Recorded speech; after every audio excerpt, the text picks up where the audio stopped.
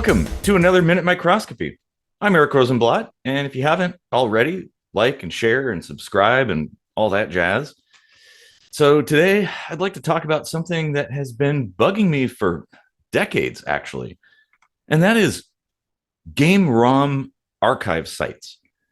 Not their existence, but how game companies treat these websites. So now, for those who don't know what a ROM is, that's ROM. It's essentially a duplicate of the code and data inside of a game cartridge, disk, or similar thing. So one can then take this image file and transfer it to a blank cartridge or something, or run it with an emulator, allowing you to play the game on a totally different device than the original. Pretty cool. Over the years, enterprising people created websites that archive these ROMs and make them available to the public. Everything from old Atari games, NES, Super Nintendo, Sega, PlayStation, to tons of more obscure systems like the Gamecom or the TI-99 4A even. But eventually, game companies caught wind of this and they tried to crack down on these sites, sometimes even suing them for large amounts of money. Nintendo in particular has been especially brutal. Now, I know what you're thinking. It's a copyright thing, since these companies own the game, just like a record label owns the right to an album. And yes, this would, of course, be correct as things currently stand.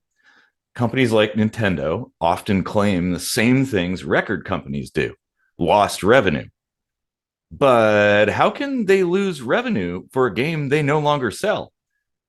In some cases, a game might have not been available new for 30 years or more.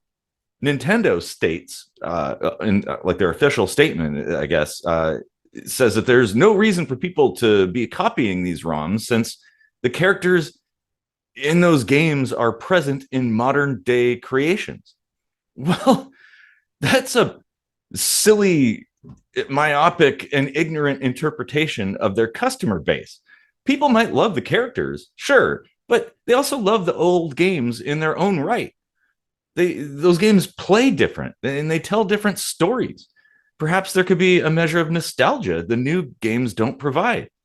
And that's where these ROM sites come in, archiving old and forgotten games so they can be enjoyed by everybody for all time. Sure, you could scour the internet for a physical cartridge or disc, but time takes its toll, and these will eventually wear out and cease to function, making that game lost forever. Furthermore, some games are so rare as to be impossible for the average person to acquire, and even if they can, big money. Plus, there's the upkeep of the old console or system to consider. You know, Nintendo sure as hell isn't selling replacement parts for their older systems. They aren't selling new cartridges of their old games either. So in that regard, they've effectively abandoned them. In my opinion, that should make these old games instantly become public domain. If a company doesn't care enough to keep producing and maintaining their product, well, then they can't really claim dominion over it.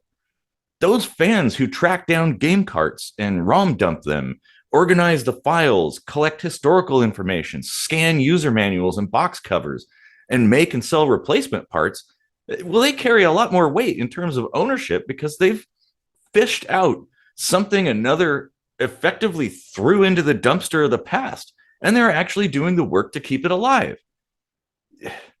Sure, Nintendo did release the NES Classic and some other things, but they only have a few games on them, and it doesn't take cartridges. A for effort, but it still falls way short of the mark. So anyway, that's a short summary of my opinion on the matter. Tell me down there in the comment section, what are your thoughts? Now, if you don't mind, I'm going to play some Little Samson on my emulator. See ya!